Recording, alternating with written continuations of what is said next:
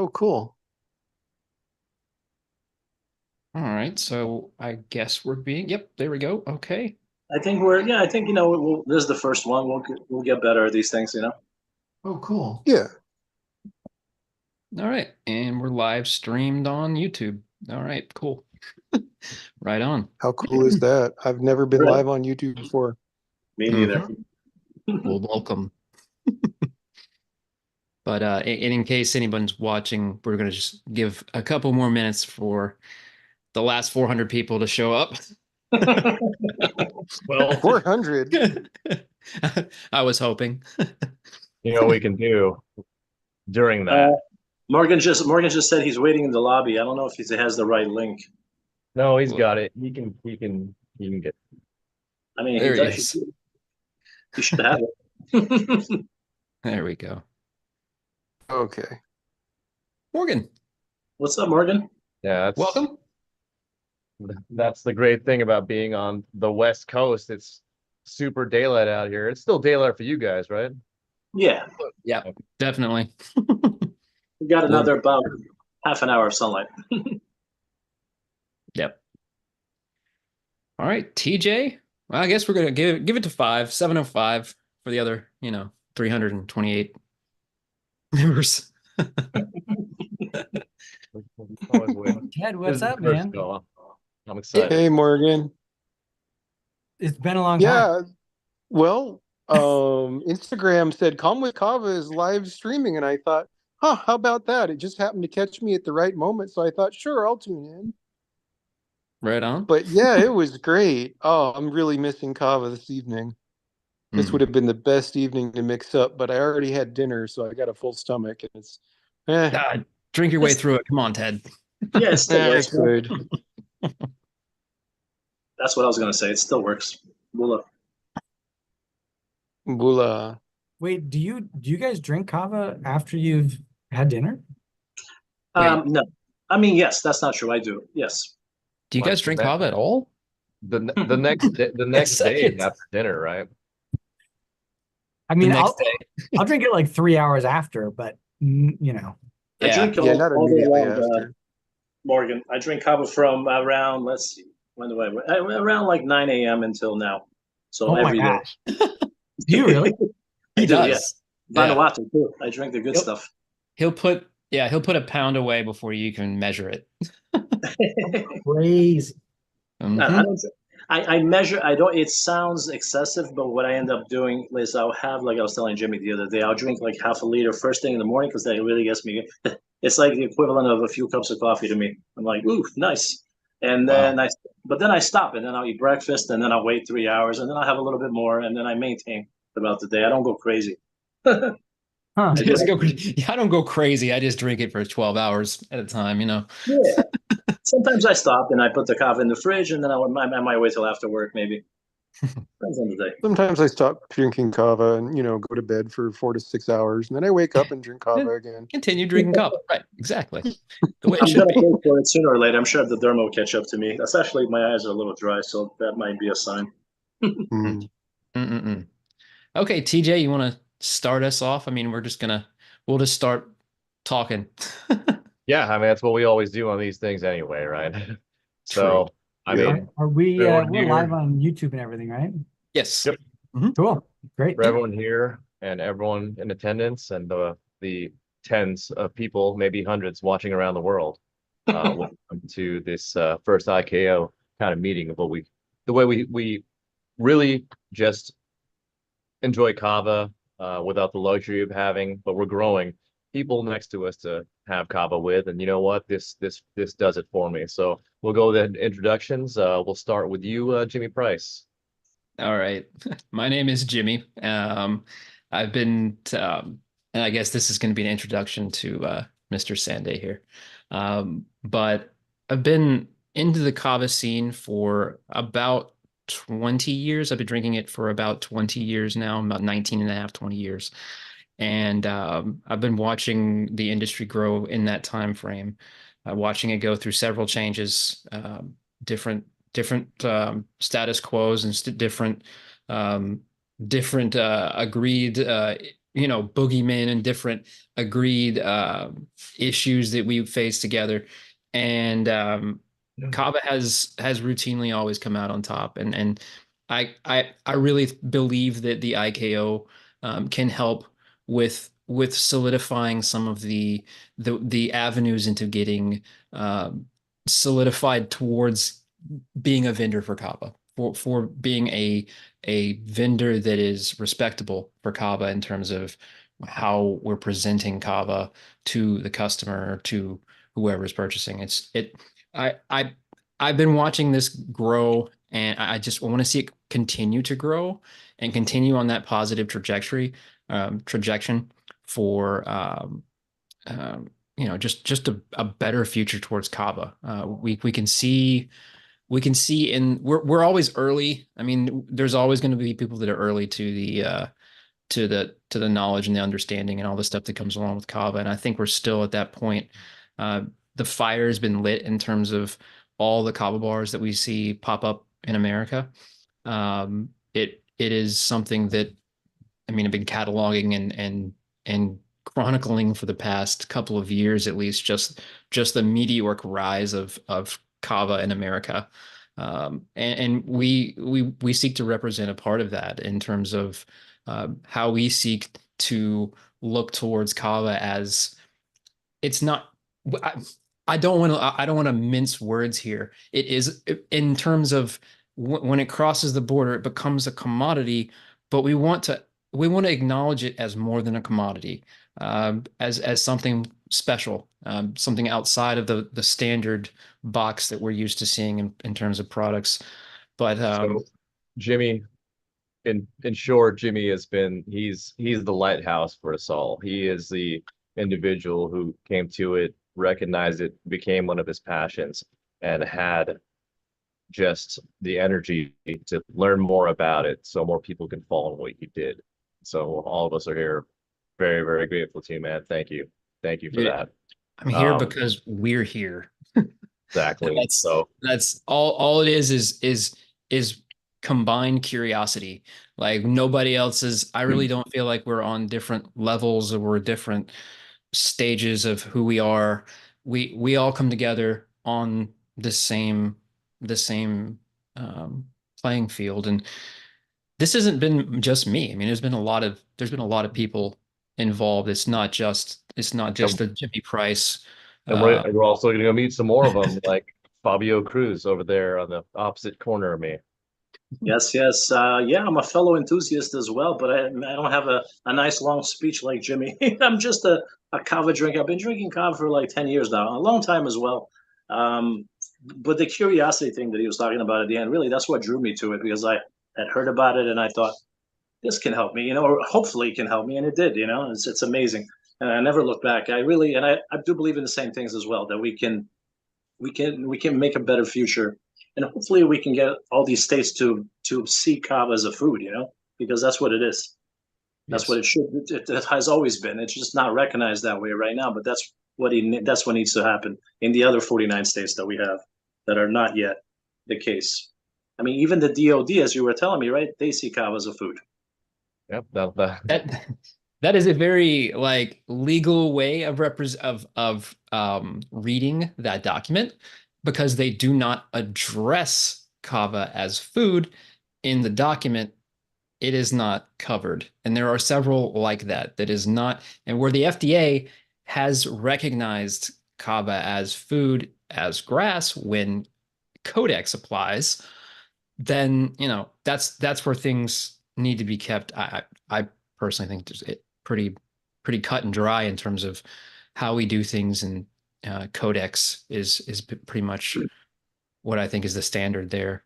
and there's more to find out about that. Will work. Me being with the government, for my vocation, it'll be interesting to see how they got to that and why other forms of derivatives are are not on there. So moving along, we'll go to one of our other members here, as a good friend, a good vendor here, Morgan Smith, of a little known company. Maybe you've heard of Calm with Kava. Yes, my name is Morgan Smith. And I indeed I run Calm with Kava, and I also own Puiwa Hawaiian Farms on the Big Island of Hawaii.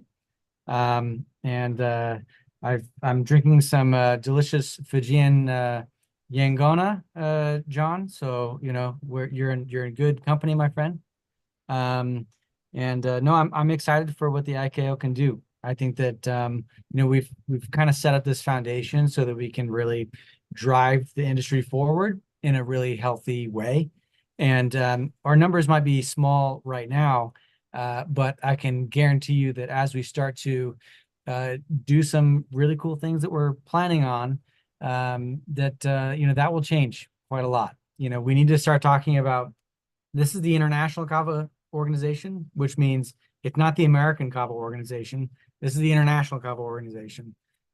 We've got representation coming in from Tongans, from Hawaiians, Fijians, Ni Vanuatu, right? We need to have everyone in the same room, having a good, solid platform and foundation to really, you know, create transparency and get good things to happen in the industry. So I'm excited to be here.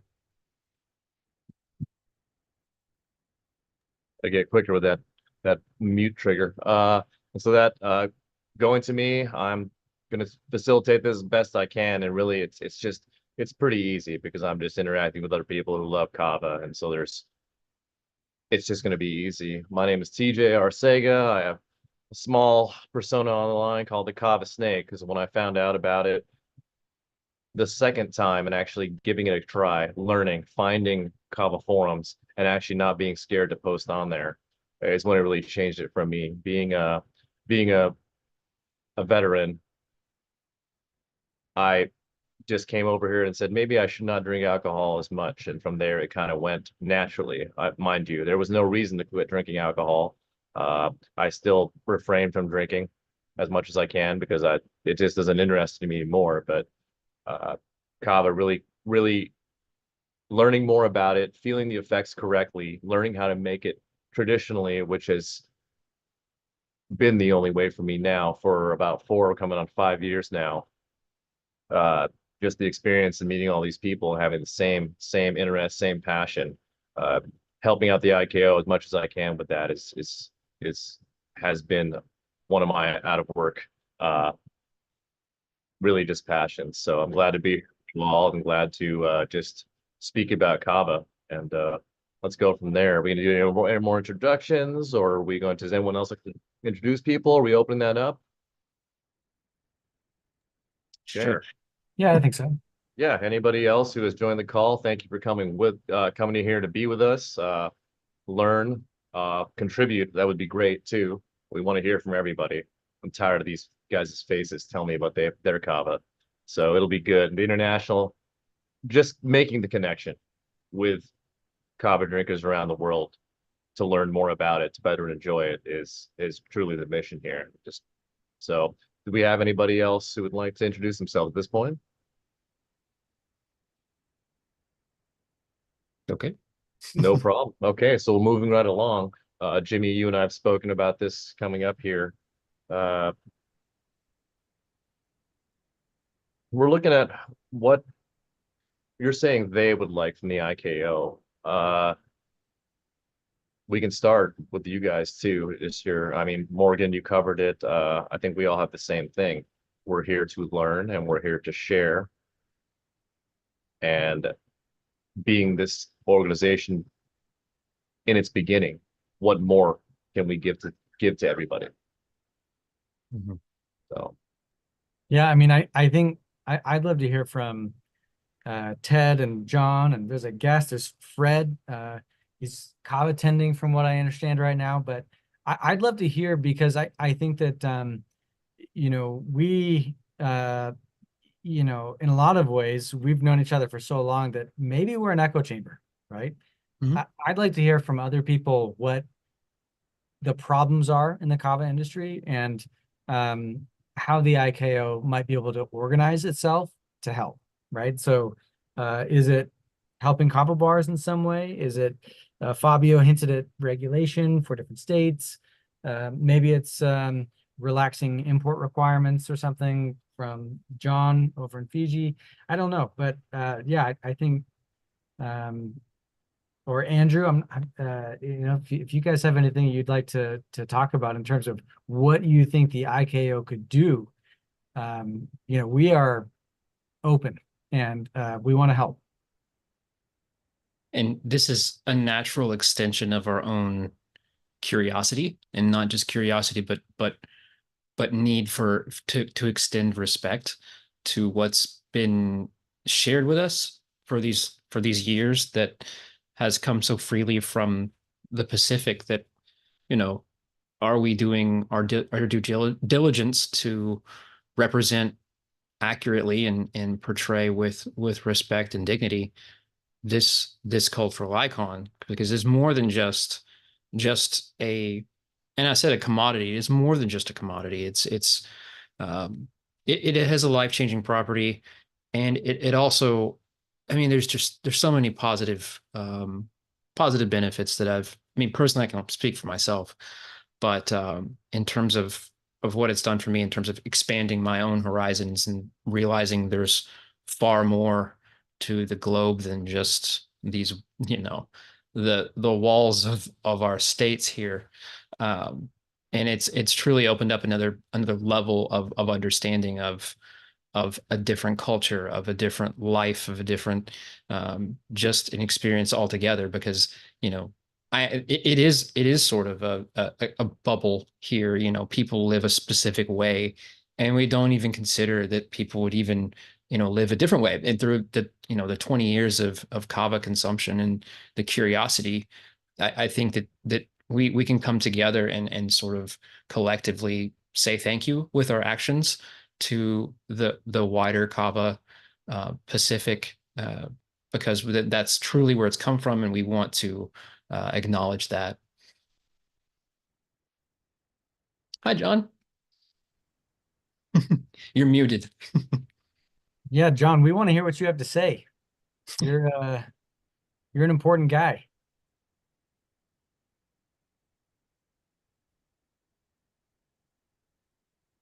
He's okay. When you're able to unmute, just go ahead and speak. 'Cause I think it's important, though, that we really hear from the people on the islands who know the farmers, who know the issues that are going on there, and figure out how we can help. I think among us, I know we have kava bars here, we've got kava vendors here. We all have, and we have consumers, right? So all of us along the chain, we all have ideas about what needs to happen. Andrew, are you?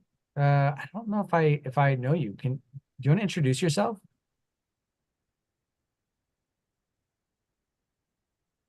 If not, that's okay. Okay, that's fine too. No worries. Well, maybe we should talk about some of the ideas that we've had, and then if anyone wants to pitch in and discuss those ideas, would love to do so. Does that sound okay? Sounds good to me. We'll roll right along, Jimmy, with what we spoke about earlier. It doesn't have to be in order. I think let's go the one here, the differences in the kava cultures. I think that's a good one to go with, especially the kava culture we're building here in stateside. Right. I mean, I think that's our entire goal, is to acknowledge the range of kava culture that is encompassed when we say those words, and not just something that is easily tossed aside when we don't define that. But sorry. Hey, Andrew, absolutely, man. Don't let me babble. I would love to have you talk for us. Yeah. Greetings, everybody. Sorry about that. That's okay. Hey, no worries. Yeah. Welcome. Nice to meet you. Yeah, I've been drinking kava for several years now. I used to live in Hawaii and did my research was in Vanuatu and Hawaii with kava. Went to the University of Hawaii and here here in Florida now. And I was also living in Jamaica prior to this, so mostly in the islands, but I'm very much connected to Kava. And I heard a little bit of what you said, but I think some of the, it's I guess the way to look at it is not like a linear thing.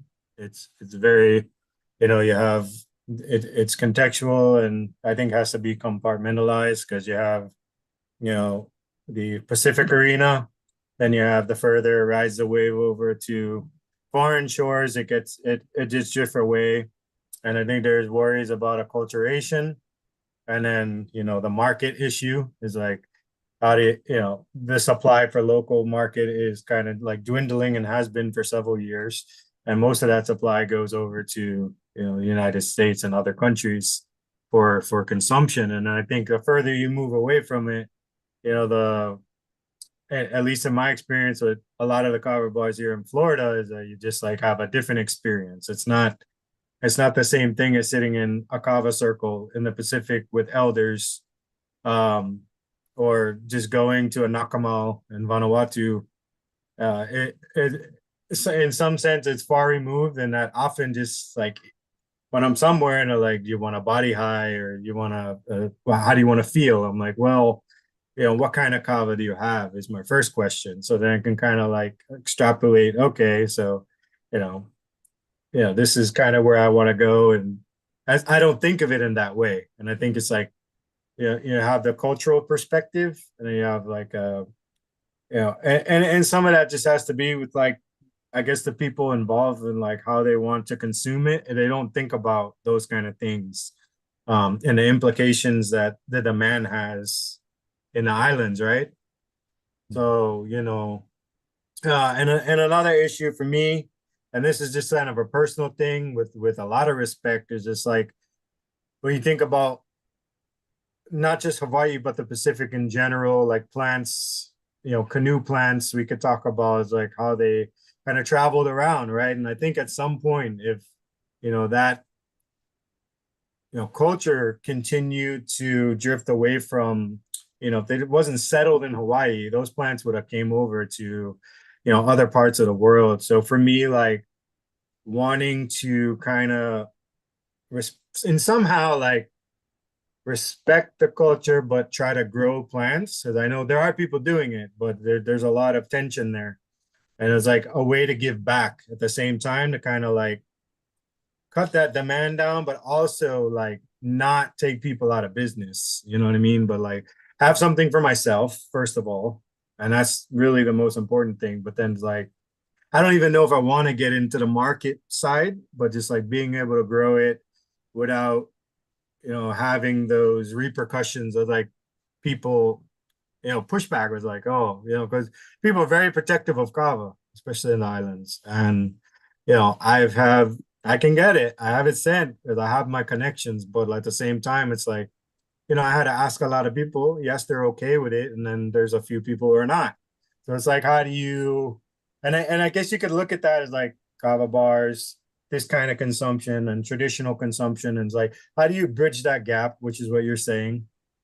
And I think that's the most important thing. And it's like paying reverence and respect, but not, I don't think repatriations is like the appropriate word, but like giving back and perpetuating, what is culturally acceptable, but also, fueling this globalized movement around it, because it's going to continue to happen. I don't think it's something we can like just like put the brakes on and stop it, So it's like, but it's not a bad thing.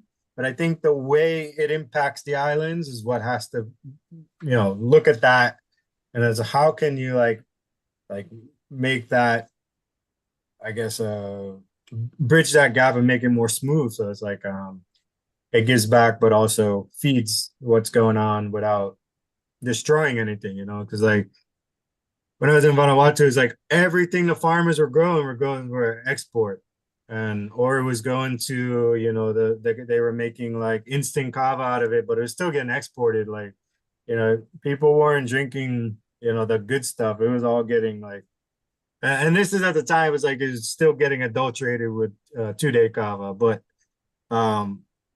and it's like oh, you want mellow mellow, but there's no mellow mellow or Baroque. You have to really go into the villages to get it.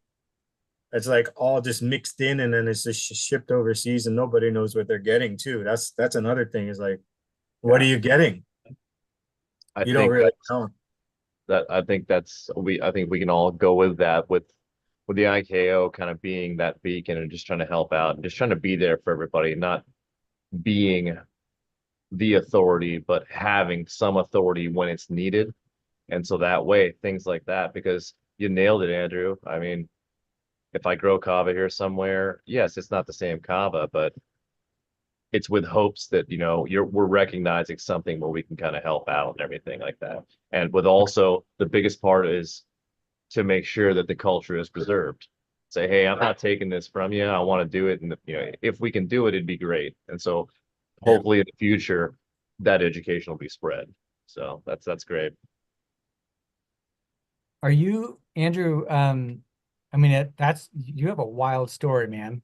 You you just dropped like four really cool, you know, oh, I lived in Vanuatu, I studied all this stuff. I, studied in Hawaii, I lived in Hawaii, I drank kava in Vanuatu and in Hawaii. Like you've been to kava bars in Florida, like you understand all of it. Like, Yeah, and I've seen some of your posts. I know all the guys. I know Ed Johnson. I was sitting in circles drinking Uncle Jerry Konanui all the time. He'd come to Oahu, he'd call me up and we'd go drink. Um, you know, I think I met a lot of cool people, is I guess my point. And yeah. they embrace me, I embrace them. So it's just like, so yeah, it's like when I go places, I think about these things that you're saying, and I'm like, I still want to have kava, but like how, sorry, I don't know the name, but Kava Snake said, you said it perfectly.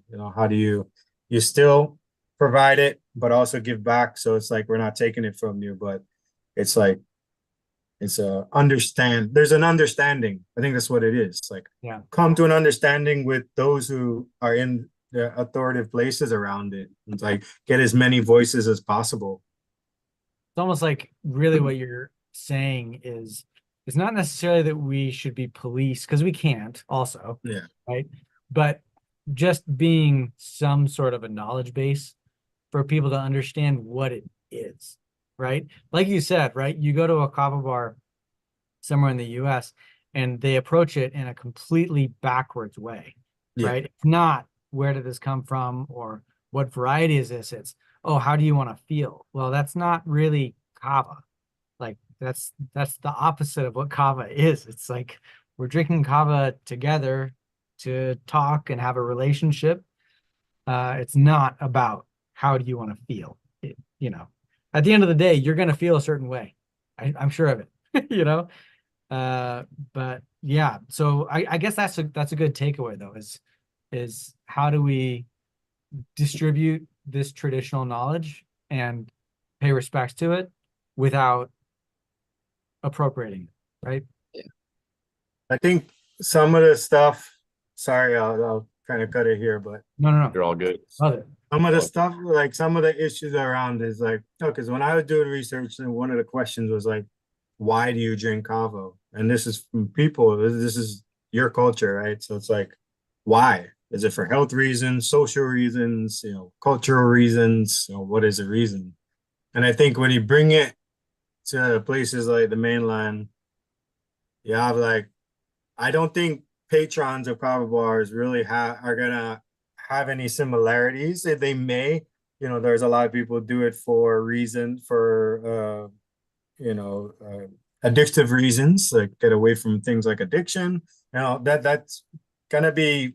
I don't think you see that trend so much in the islands, right? So it's like I think what I'm getting at is like some of the education perhaps would be like in the actual Ava bar owners, like to maybe like provide some kind of, I'm sure they know there are ones who are very familiar with, the culture and they've kind of just like brought that over here, right? So it's like, how do you provide more insight so that it's like it is respectful, and then that can kind of like trickle out to the patrons that go to these places. It's like provide more education to people who probably are far removed from it. I love that idea. Would you want to be involved in doing that? I don't know if I have time. I see what you That's did just a there, question. Morgan. Yeah. We I mean, you're an expert, dude. Like you get it, Yeah. I had to ask. Yeah, no, I love Ava. I would, yeah, it's like You've I'm been even on still Comic. trying to publish my paper, but yeah, I don't know if I have time right now. Maybe in the future, yeah, I could. Did you use Kava forums as one of your sources for like for some of the interviews? I think I asked on there. I don't remember. I'm on there, but I don't remember if I actually asked anyone. Okay. I Yeah. remember I remember you from a long time ago, like being on there. So sorry. Yeah, I haven't been on in a while. What's your thesis? What what's was your that? thesis? Oh, it's on how what's my thesis? Sorry, I have a few papers that I have Oh no, a few brief papers. Oh no. So it's basically looking at, kava is a highly morphological plant. So we're looking, it's ethnobotanical, I studied ethnobotany, but it's looking at how, knowledge. So with high varietal diversity, does it mean because you have high varietal diversity in places such as Vanuatu that you know more?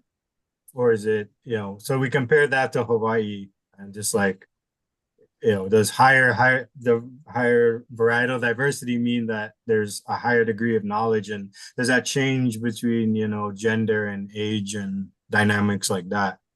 So Wow, that's cool.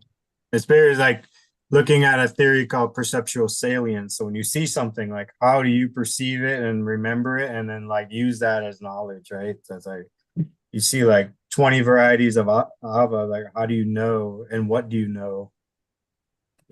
So Wow.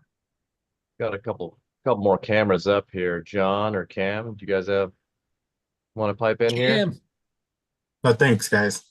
Yeah, Oh, thank you, Andrew. I'm stoked you're here, man. It's cool. Yeah, hey guys, Cam here. Morgs, Jimmy, how you going? To all the other guys, I don't know how you doing. Just sort of jump in and see what it's all about and see what the IKO's got planned for moving forward and what sort of constitution or framework you're going to be working off. Certainly. Well, we're sticking with the director's sort of structure as having at least a majority of enthusiasts on the board, and along with a vendor, if we're having a vendor for direction for the other directors, because as enthusiasts and as consumers, I realize we cover a lot of bases, but there are bases we do not cover. And I think we truly would need direction from that. And that's why we are bringing Morgan in on as a director to help focus our priorities and keep us on track, because as enthusiasts, we have day jobs that have nothing to do with Kava. So naturally we get sidetracked and we would get off track. So we're trying to, this is kind of our reboot of the IKO. There was a one version. We put stuff together, and this is kind of our second go at putting everyone together in one place to communicate and to get these basically, but well, not basically, heck, that's the last wrong word, but connecting people. But with Kava as the topic, as the center of the topic, has been my goal for the last 15 years. So this is an extension of that, and we want to connect people that have anything to do with Kava.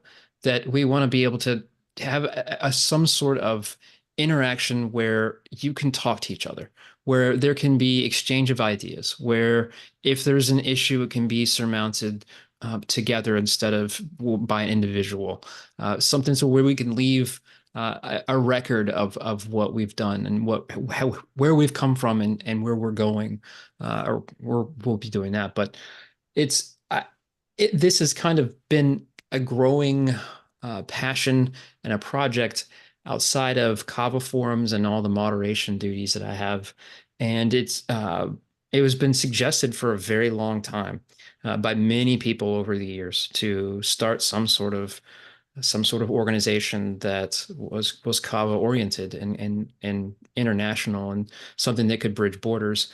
And that's what we're trying to do is bridge those gaps where Kava kind of leaves those areas open and try to connect everyone together and you know and do that in positivity with some inclusiveness and some understanding that like we're not always going to get along, and that's okay. Like that's okay. We can like that's like the foundation of getting over these problems is not getting along, and that's just a natural part of it. So what I've learned over the years is just how to, I guess, come together or bring people together over the topic of kava, and try to focus down the under like not the understanding but the curiosity for this plant down to its essence to really understand what we're doing and how kava affects everyone and how we're approaching kava, whether that's respectful or not, you know, how that interacts, just the interaction we have with kava and how we go about our you know, how we represent it to the people that we come in contact with, that we have anything to do with kava with, whether it's vendors or kava bars or just the kava consumer. We want people to be equally as knowledgeable and educated and be able to understand where kava's been, you know, what is at stake when we talk kava, what the definition of kava is per codex, what the definition of kava is per everywhere else, and they can just have a complete picture of what kava truly is globally. We're here for kava and we're here for kava drinkers. We would like to be there for the person who has never heard of it, saying, I found this kava pill here. How much do I have to at least to eat to have anything happen? But we're also here for the vendors who say, hey, I would like to become a vendor. It's from that to that, just the whole spectrum. So we want to be here and just we want to try to be that knowledge base so people can keep drinking kava, keep selling kava, keep growing kava and whatnot. So I see that John, you had your mic figured out. Wanted to hear from you maybe? All right. No? Yeah, thanks, guys. Yeah, no, I had to rush off to an appointment. I came back sort of midstream with all of this, and I'm just trying to get my head around it and find out where things are. It's my first time on of this anyway. So, but thanks for that. Thanks, guys. Yeah, it's interesting. I think you know, it's been an ongoing topic. You know, this all of these questions, but. Yeah, I think the IKO should be that font of respect and knowledge that reflects the you know what Kava is all about. I think, and yeah, and I just have some issues, not issues, but some questions in relation to this so-called misappropriation or appropriation issue that you know, and I've kind of been speaking publicly about it, and I think. We should accept and respect that different cultures, even in the Pacific, have different ways of approaching kava. And even in Fiji, there's you know different places have different ways of dealing with it. And there's a time for the customary things, but you know I'd say 8 times out of 10, kava is really about social and just having fun and or breaking all the rules of custom. So I think we should not get too bogged down about that. That's the Fijian experience, and the Papua New Guinea experience is different. You know, they don't sit around drinking. They walk around chewing the roots in up in the Madang area. So yeah, those are just some of my initial thoughts. You know, we can talk around as we move along. One of the I think that's one of the bigger issues that we would have I think we were going to touch on, but in terms of appropriation, I think we see the same thing. Uh, there are some specific there are some specific characters that are very very heavily spoken and they carry a lot of weight. We understand that. We also understand that there are plenty of different cultural variations in the consumption and the reasoning for it and medicinal properties that I don't have the true knowledge that resides in the islands about the medicinal properties and the medicinal. I mean, I know there's medicinal kavas that we don't even see that have had centuries of consumption in specific circumstances. But I mean, it's a we don't want to misrepresent, but it's not something where we would bend over to represent it in a way that was completely outside of how we interact with it. Because authenticity, I truly believe is a very important part of all this. And being ourselves and who we are and who we represent and having that front be who we are instead of having to actually build that. That's where I feel like we're going forward. We'll be better off there. Just speaking from who we are and not necessarily some ideal that we ascribed or that we try to shoot for that's somewhere over the moon. This is about us all coming together and understanding that there are all these different variations, and they're all, I mean, and each one can have their own respectful component and their own recreational component and medicinal and all that.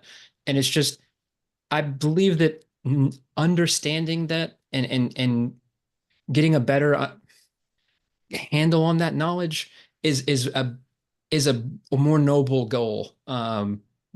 Pardon the phrase, but is a better goal towards where everyone can work to. It's a more collective goal. But I don't see any one culture or one necessarily having the monopoly on kava, because I mean, when I see people drink kava in Vanuatu, it is quite a bit different than what I see people drink kava in Fiji, and same with Micronesia, and same with every other place that. And I mean, I know I'm just telling you stuff you already know, but we also want to highlight that. I mean, yes, there are the ones that have the strong voices, but the soft-spoken voices too. I believe those are also the ones we need to listen to, and that was also one of our.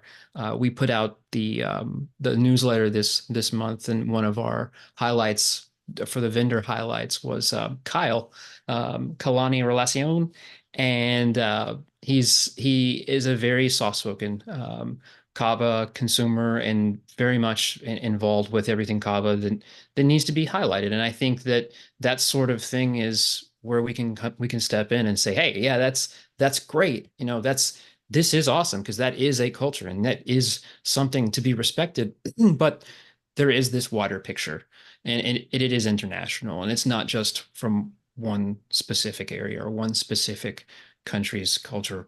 But I'm going on, but we want to represent or try to help people understand those cultures. I don't want to say represent, because we don't want to represent. And where I wrote this, I believe, into some of the bylaws is with anything culture related in terms of kava from the IKO. If we are speaking on something culture related, someone from that culture or that represents that culture in some way would be present there during that to either lead it or moderate in some kind of way, because that's a shouldering of something I don't want to put on the IKO and its members or anyone else to try to be a beacon of the specific cultures or one over another, or one is better than another, because this is truly every person that I've come in contact with that has anything to do with kava whatsoever has treated it with the utmost respect and sanctity. So it doesn't matter where they've come from and what specific cultural vibe that they've come from. They all look very respectfully towards the plant, and that's what I hope to convey with the IKO as well. That's with the potential business I'm trying to just advise for. That was always there to respect the plant and what they could do to make sure that keeps going, and even for me, I'm like, that's a little bit over the top. I don't know if they really need that, but okay. And so we go from there. I do want to go ahead and ask Cam and John, uh, as far as the IKO, we're just a young budding organization, and you've already heard what we're trying to do. What is it potentially that we would maybe have the ability to help out with your businesses? Is it regulation, quality control, anything like that? Is there what would you like to see, I guess, that we can kind of tackle? Well, maybe Ken can. John, do you want to jump in first? You go first. By the way, I'll go in first. Yeah, I think. Well, I can only speak for us. We try to keep all the standards for the food safety and the HACCP, the FDA standards, and all of that. And we regularly get feedback. Oh, mate, your price is a bit, a few dollars higher than these other guys. But I keep saying, hey, man, it's not cheap to keep these food grade standards and all these things around. So. But then you get others that come in under this and don't have all these compliance things, and then they get in and get the business. But that's business, and that's an issue I accept, and hopefully that in time the market will sort of get to understand that better. But again, business is business. Everybody's running a business. They wanted to make maximize profits, and I understand that. But that from that's something that I just wanted to share with us. And I think that's common knowledge at the moment. But yeah.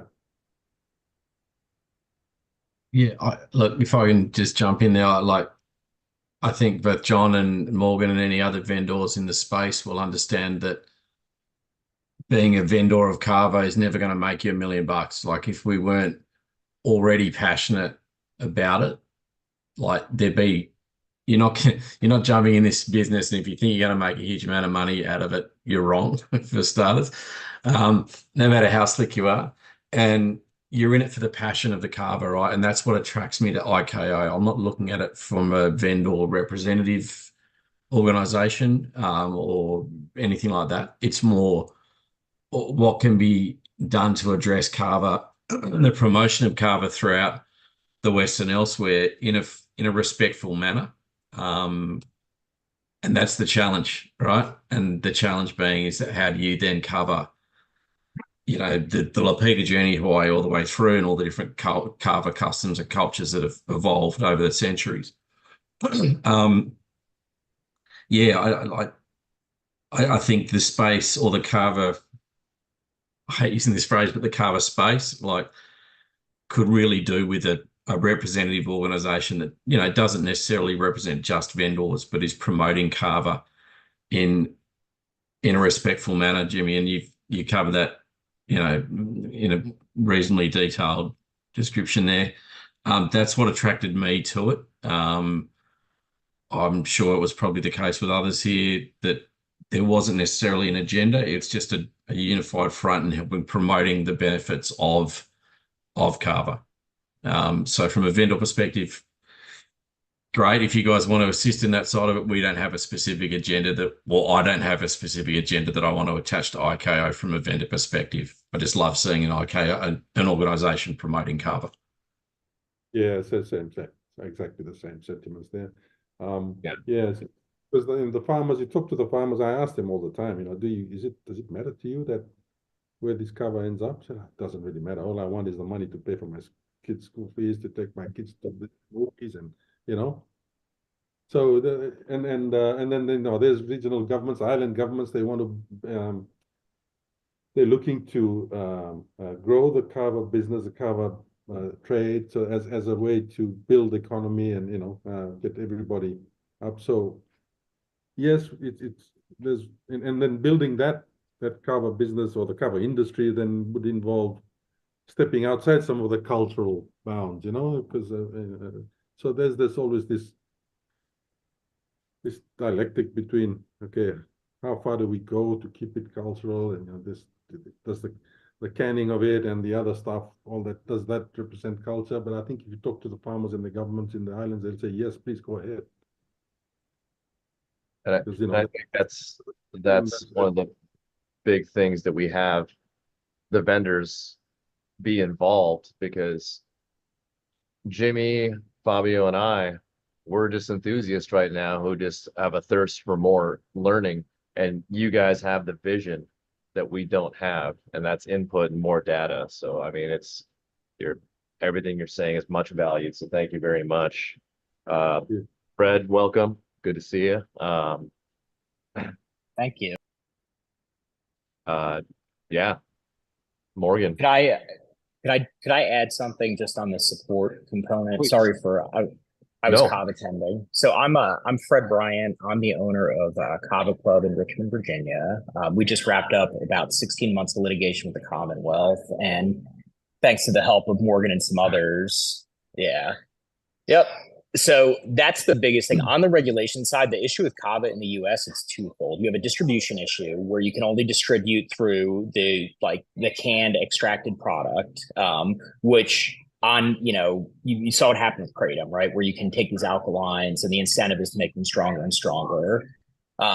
So that's one issue, is you have a distribution of traditional kava. These people, you can get the extracted products, which is under US law, technically, if they haven't gone through the GRAS process, not a documented history used through preparation. So that's one thing that really needs to be solved. And it feeds into the second issue, which is a branding issue, which is significant. Kava is viewed as not safe, and there's another round of local health departments in the US going around, and they don't know what they're talking about, but they're going back to the German case studies that Dr. Stephen Dentale in 2012 totally debunked. So that's one thing that I think is really needed. In the UK, ban is still in effect, the EU, so it's both a regulatory education, because the regulators have no idea. In the US, they have no idea what they're talking about. They're like the gross incompetence is shocking. And explains a lot of our public health issues as well. But the other component is a branding. That's a long-term issue, and someone who I think could be really helpful because of their CV and background. If you all don't know Dr. Stephen Dentale, he's the editorial chair of the AOAC, which is the Association of Analytical Chemists, which is statutorily the organization that the FDA looks to for esoteric botanical testing and issues. So when regulators see his CV, it's like, there's nothing. He's just, he's got, so that's someone who we found to be really, really helpful because of his credentials. When he says something, there's really not, a credible scientist isn't going to go against him, because it's just not, he's inassailable from a scientific perspective. So something like that, and thinking about that is really going to be, because that feeds, right? Because cultural appropriation issues come about when you have bigger distribution, and the need right now, and that's my experience as well, talking to people in Fiji, is they just want to earn. They just want to earn, and the ability to move. You have 400 kava bars in the US, 38% of the US population doesn't drink. That's where your distribution is going to come through, and that's going to feed at home distribution, because the outside of like the extracted kind of canned prepared products, like it's hard to prepare kava on your own. I remember my first time in 2017. And so there's really that distribution point of kava bars serves as a really important educational component. And so being able to operate it and market, I can't market because the Department of Health will come after me for something else. So the ability to really clear that out and make sure that people understand kava for what it is, that basic education component is important. And so solving the distribution issue and solving the branding issue are two big things that are going to be they're essential for really anything else to happen, because money makes the world go round. And the better distribution, the more money that goes all the way through the value chain, right back to Fiji and Vanuatu. And so I'll shut up, but that's. No, I agree, wholeheartedly, right? I think that the IKO's real power should be, like we've discussed before, right? Educational stuff, very important. We need people to understand what kava is and what it is not. But then we also, in doing so, right, that should drive regulation forward, because if we don't, it's going to end up causing issues, like Fred just said, for the people on the islands, right? So Cam, I don't know if in Australia you have, maybe the import hurdles are ridiculous, still. I'm sure that they are. Maybe there's issues with opening up kava bars in Australia that we are not aware of.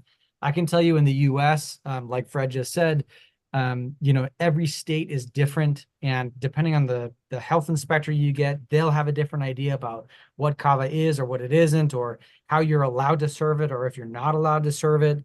And so I know that from the American perspective, we really need to hone in on individual states and have you know, be able to speak to the regulation in each individual state. So I imagine that we can do very similar things in Australia and maybe in other places as well. You know, maybe we've got some Canadian friends in here. I think I saw Dylan earlier. I think Dylan is in Australia. Maybe not. No, not Not Dylan. Canada. Dylan's Midwest. Oh, he's Midwest. I feel Yeah. like Dylan I saw in the earlier was in sticks. Canada. But I mean, I just feel like those types of things are very important for not just consumers, but the vendors in those countries. And then, of course, the farmers, right? Because they're the ones that are impacted at the end of the day by people not being able to purchase kava to drink it, right? So I would definitely like to see individual state regulations happen. So Yeah. thank you, Morgan. At that, we're 3 minutes to the hour. I think this has been really, really good. We've gone over that, you know, who the IKO is. We just want to be that voice where there wasn't really one before to help regulation. In the States, of course, we're fighting it a lot here, but it's with hope that we can also go to the other countries where it's also hard to move kava and everything kava related. Uh, the culture thing, I like what you said, John. I mean, you know, it is money, but I mean, it feels good to have the culture, you know, still everyone, a lot of people, majority of people are thinking about the culture of kava and to go with that. And here in the States, I mean, it's an ongoing thing of what is it? And the fact that people are asking is a great thing. And you did the individual state thing, but I mean, that's really, unless you got anything, Jimmy and Morgan, I think this went well. It's good to see you guys here. New faces for me, of course. If this is something that you guys want to be a part of, or anybody else who's watching, go ahead and sound off, please. Post in the comments of the video or anywhere else you can. I believe that can be arranged. We've got people to run these things. Just the stuff I've heard today, just boom, a lot of information, and I love it. So, Jimmy.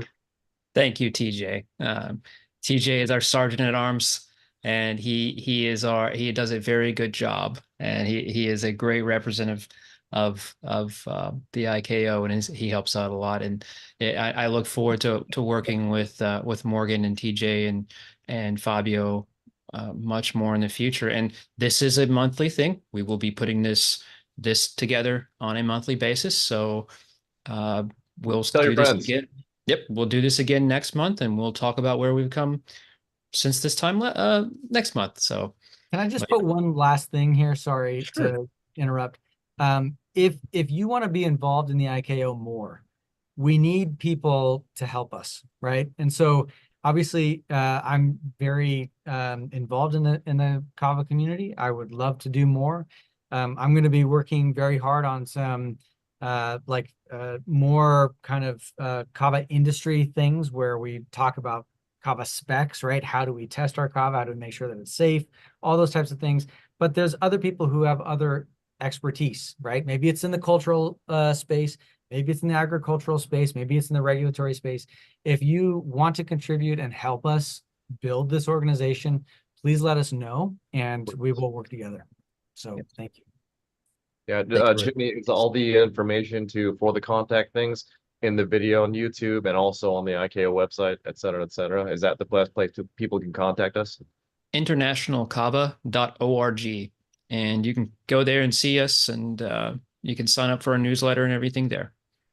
Excellent. Okay. Yes. Awesome. All right. And Y'all have with a good evening, and we'll see you later. See you the next one. Get on you, gents. Have a good day. You too. Take care, guys. Thanks, Ken. Good luck. Thank you, Good luck. gents.